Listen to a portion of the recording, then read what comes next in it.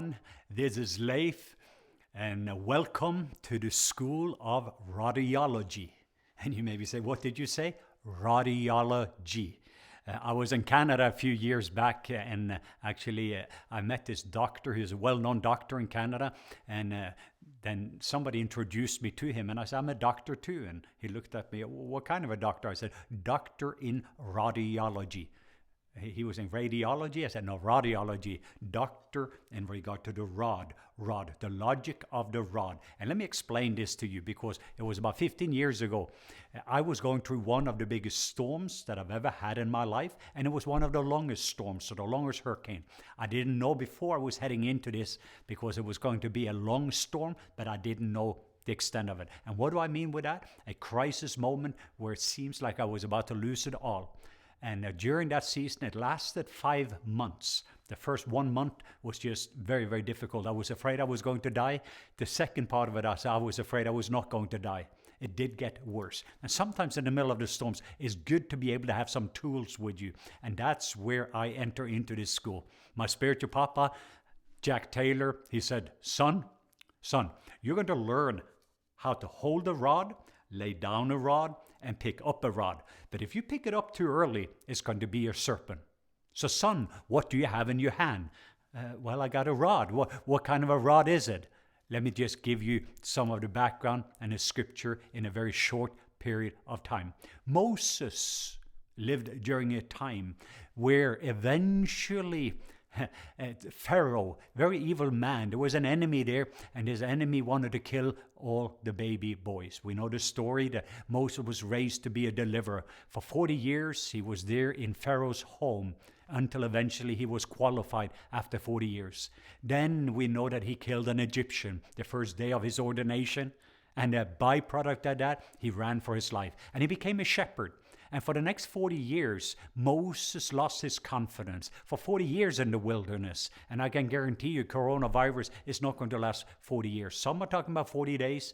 It could be 4 months. We do not know. But all we know is that this is a similar type of thing. This is a storm. There's something coming against us. It's a wilderness. It looks like a winter season. It is uncertainty. The same type of things. But for 40 years, Moses has been there. And God comes in and says, the time has come for you to be able to do the impossible. I want you to take 3 million men, women, and children, take them out of Egypt and all the way to their promised land.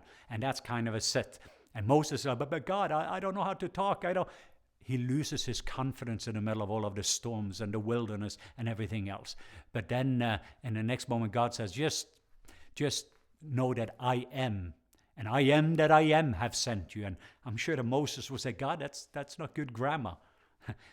But I am have sent you. But if you capture that I am is with you. I am your strength. I am your wisdom. I am your father. I am your provider. I am everything that you need. It is a covenant statement. I am with you.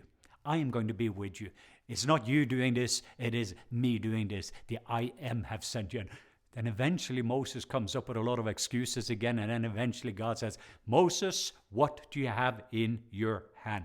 Exodus chapter 4, verse 1 through 5. And then you can read verse 17 and verse 20 included in this. What do you have in your hand? And Moses says, well, God, I got a rod. Well, what kind of a rod is it? It's a shepherd's rod.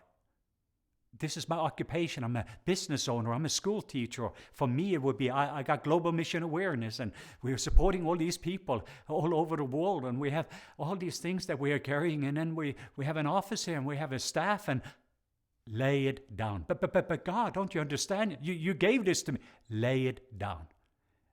And so I was saying almost 15 years ago, because of my spiritual father, I had to lay down my identity, lay down my occupation, lay down everything, my family, the finances, my future. And it was just a very difficult season for the next 5 months, just laying down everything. And when Moses then eventually listened to God and laid down the rod, that rod became a serpent. And sometimes we do not even know some of the things that God has given us during peace times. We do not even know what's in it until we lay down. But when you become free from it, you can be entrusted with it. When he laid that down, it became a serpent. And all the hiss went out, so all of his could going in.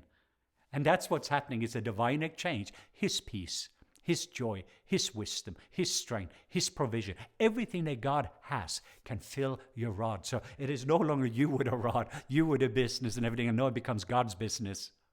And God knows how to take care of His. So my encouragement to you in this season, what do you have in your hand? And this is a daily thing. And Moses said, God, I have a situation. Here's another situation. At this time, Pharaoh is coming to kill us. And then, what do you have in your hand? But God, we don't have the time to talk about. What do you have in your hand? Lay down.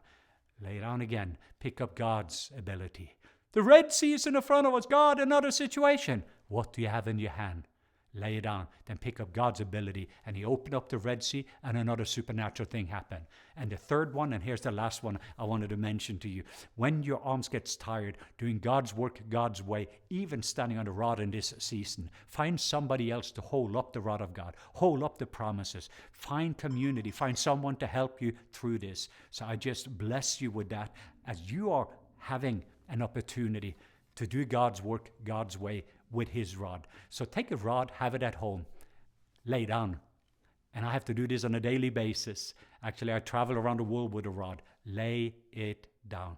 Become free from the burden and pick up His blessing. Lay down your fear and pick up His perfect love. Lay down some of your sorrow and sadness and pick up His joy and oil of gladness.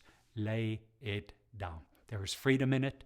There's freedom to have God's rod so that you can do God's work God's way with God's power and His authority and His wisdom in this season. God bless you, and have a rod in front of you. You're going to need it.